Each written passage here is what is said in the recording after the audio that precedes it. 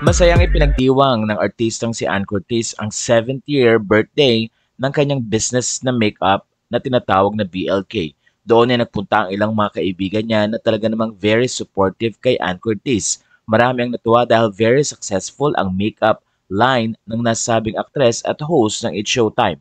Makikita rin ang kanyang anak na si Dahlia na very supportive sa kanyang mommy. Kaya naman ilang mga photos ang kanilang ibinahagi sa social media.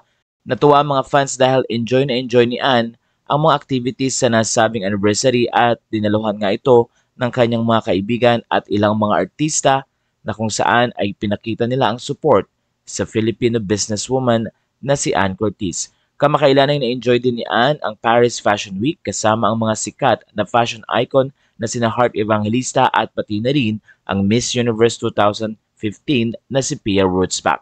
Narito ang ilan sa mga highlights ng nasabing Fashion Week na kung saan ipinuntaan ni Ann Curtis at pati na rin ang highlights ng event ng kanyang 7th year celebration para sa produktong BLK.